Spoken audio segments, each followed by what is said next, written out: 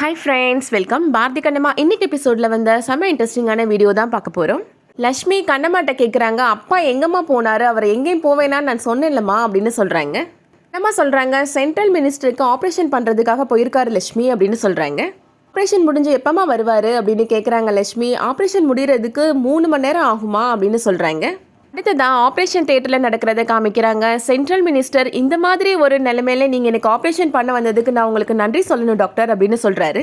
பாரதி சொல்கிறாரு, நான் தான் உங்களுக்கு நன்றி சொல்லணும் சார், இந்த மாதிரி நிலைமையில ஆப்ரேஷன் பண்ணுறதுக்கு நீங்கள் ஒத்துக்கிட்டீங்க அப்படின்னு சொல்கிறாரு.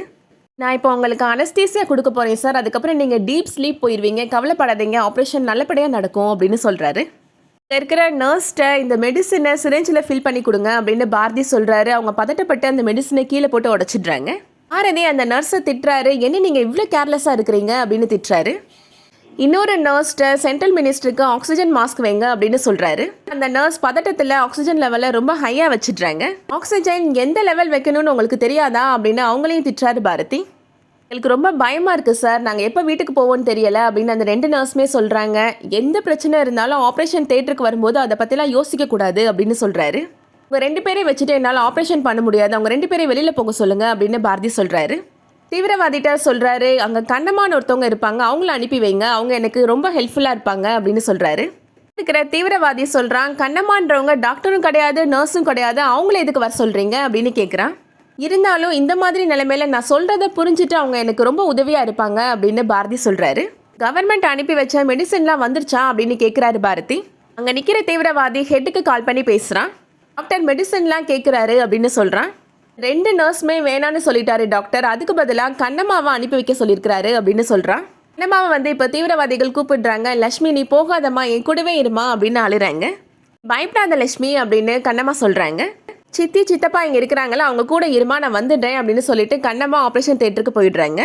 அடுத்ததான் அங்கே இருக்கிற ஹெட் இப்போ போலீஸ்காரங்களுக்கு காண்டாக்ட் பண்ணி பேசுகிறான். நான் சொன்ன கோரிக்கைகள் என்ன ஆச்சு, கவர்மெண்ட் என்ன சொல்கிறாங்க அப்படின்னு கேட்குறான். நீ கேட்குறதுக்காகலாம் செல்வத்தெல்லாம் எங்களால் ரிலீஸ் பண்ண முடியாது அப்படின்னு ஐஜி சார் சொல்கிறாரு. அவனுக்கு பதிலாக வேறு 3 தீவிரவாதிகளை வேணால் நாங்கள் ரிலீஸ் பண்ணுறோம் அப்படின்னு சொல்கிறான். அந்த ஹெட்டு சொல்கிறான், நான் உங்களுக்கு ஆப்ஷனே கொடுக்கல, எங்களுக்கு தேவை செல்வம் தான், நீங்கள் செல்வத்தை ரிலீஸ் பண்ணி ஆகணும் அப்படின்னு சொல்கிறான். சசி மேடம் அதுக்கு சொல்கிறாங்க, நாங்கள் செல்வத்தை ரிலீஸ் பண்ணுறோம், அதுக்கு பதிலாக நீ சென்ட்ரல் மினிஸ்டரை வெளியில் அனுப்ப முடியுமா அப்படின்னு கேட்குறாங்க. அவருக்கு இப்போ ஆப்ரேஷன் வேறு நடந்துட்டுருக்கு, அதுக்கப்புறமா அவரை வேறு ஹாஸ்பிட்டலில் சேர்த்து ட்ரீட்மெண்ட் கொடுக்கணும் அப்படின்னு சொல்கிறாங்க. ஆனால் அந்த தீவிரவாதி அதெல்லாம் ஒத்துக்க முடியாது அப்படின்னு உறுதியாக சொல்லிடுறான். ஐஜி சொல்கிறாரு, நீ கேட்ட மாதிரி நாங்கள் செல்வத்தை ரிலீஸ் பண்ணுறோம், ஆனால் அங்கே இருக்கிற ஒரு 10 பேரை நீ வெளியில் அனுப்பணும் அப்படின்னு சொல்கிறாரு. அதில் பெண்கள் குழந்தைகளுக்கு முக்கியத்துவம் கொடுக்கணும் அப்படின்னு சொல்கிறாரு. தீவிரவாதியும் அதுக்கு சம்மதம் சொல்லிடுறான். இப்போ கவர்மெண்ட் அனுப்பி வச்ச மெடிசனும் ஹாஸ்பிட்டலுக்குள்ளே வந்துடுது, அதை உள்ளே எடுத்துகிட்டு வராங்க தீவிரவாதிகள். அடுத்ததான் ஐஜி ஆஃபீஸ்லேருந்து அங்கே இருக்கிற பிணைய கைதிகளுக்கு சாப்பாடு கொண்டு போகிறாங்க.